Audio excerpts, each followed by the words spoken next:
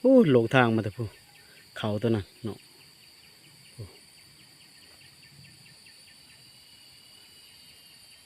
ตอนไปทางนี้ไปทางนี้ขึ้นพูตัวนี้เลาะเขาวางตัวนั้นอ้อพุ่นไปโตนผู้ลงไปเบื้องนั้นขามตัวนั้นโตนไปทางนี้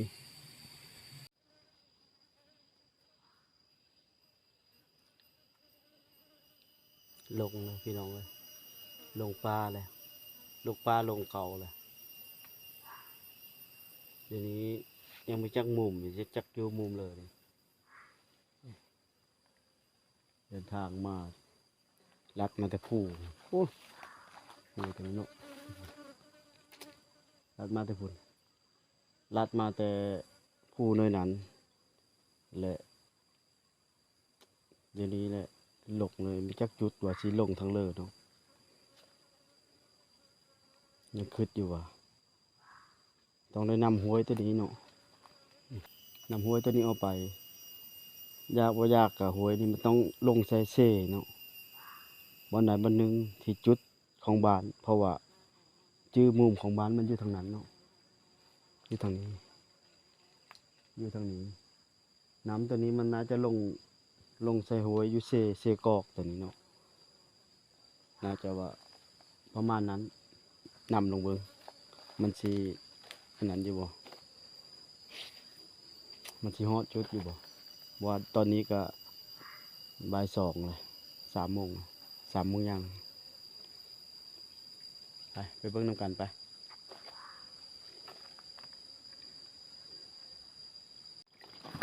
เพราะว่าผ่านมาเคยลงหลายเทื่อแล้วไปหาซอกอยู่หากินเนาะอยู่ตามป่าตามเขาหาบ้านนอกบ้านนาไปเรื่อยๆเลยซอกหาปลาเห็ดปลาหอนเห็ดจองเห็ดหัวภาคเนาะเห็ดกระจ้าพอได้เงินหาผ่อนคลายอารมณ์มักผจญภัยก็สิว่าก็เนาะมักผจญภัย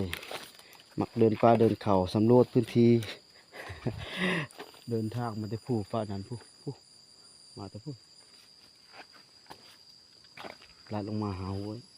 คันมีไปหาห้วยมันน่าจะหลงทั่วที่ตัวเด็กเราต้องเลาะห้วยนี่เอาไปมันน่าจะ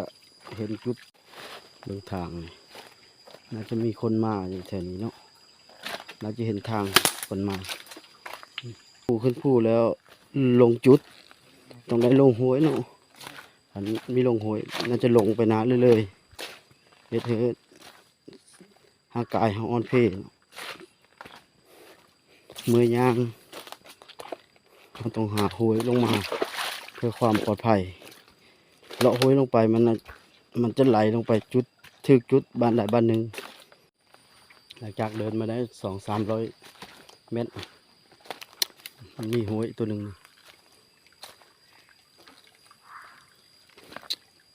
มีห้วยตัวหนึ่งไหลลงมานี้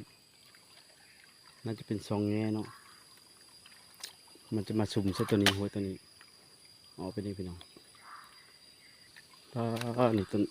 มาเวอร์มาวานี่มีสัตว์กินเล็กน้อยก็ฮอกกระแตนี่ก็น่าจะหลายเลยมากินนี่ลกขนาดเนาะเนาะโอ้มันบ่มากัดนะ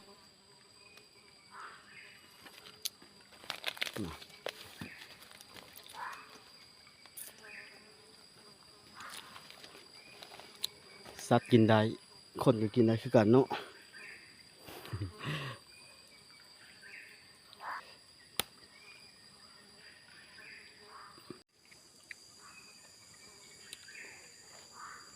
ลองกินมันซิมมันรสชาติมันมาใหม่เป็นผลประโยชน์ต่อร่างกายเนาะ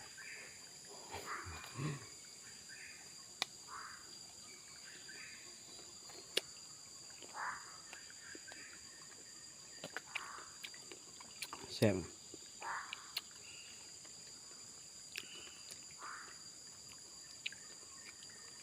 แซ่บไปกินเนี่ย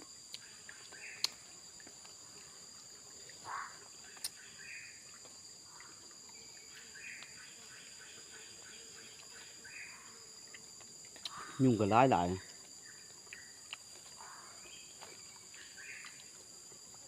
ประมาณ200-300 เมตรย่างออกมาทุกคนเนาะมีหัวไอ้ตัวหนึงอยู่นี่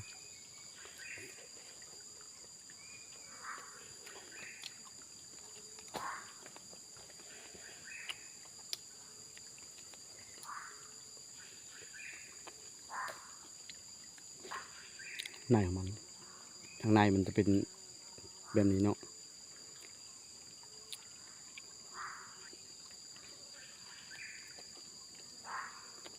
มีความหวาน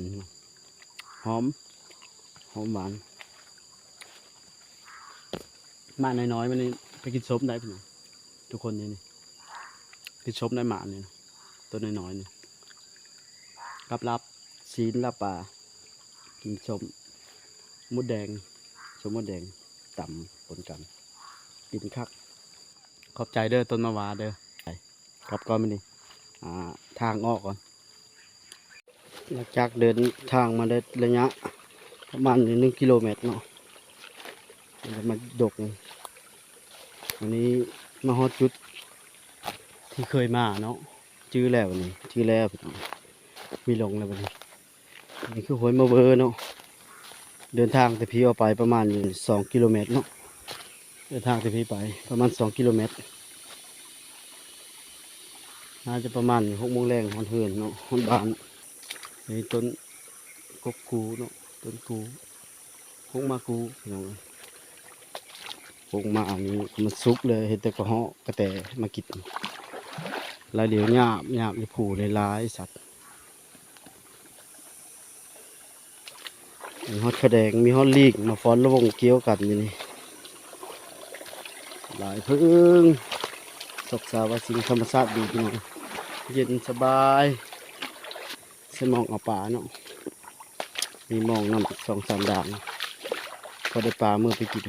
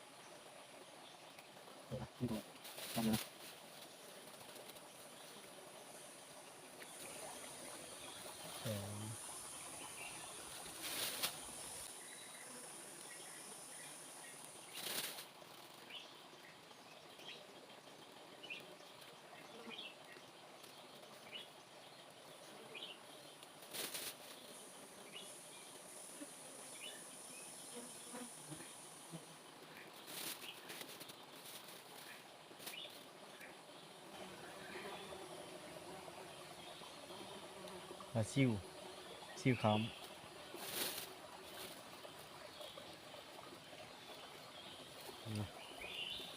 เก็บพร้อมลุยต่อไป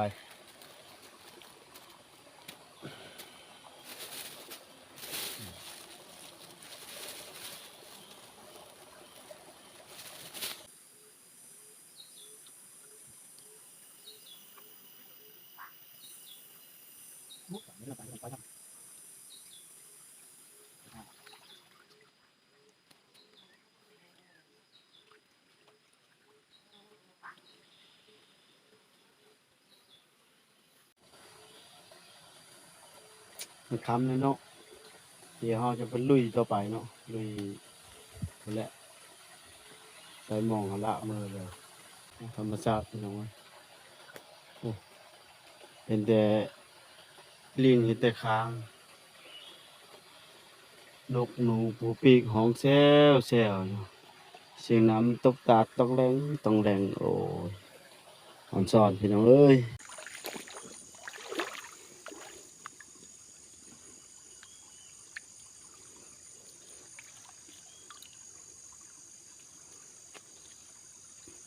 โอเค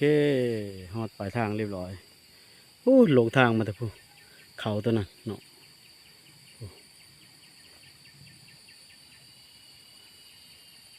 ตอนไปทางนี้ไปทางนี้ขึ้นพูตัวนี้เลาะเขาวางตัวนั้นอ้อพุ่นไปโตนผู้ลงไปเบื้องนั้นขามตัวนั้นโตนไปทางนี้ก็ขึ้นมาระยะทางก็กลับไปกลับมาประมาณอยู่10 กว่ากิโลเมตรเนาะขอบใจเด้อผู้ที่ตามหับเบิงหับชมขอทานจงอยู่ดีไม่แห้งโชคมาร่ำรวยขอขอบใจหลายๆ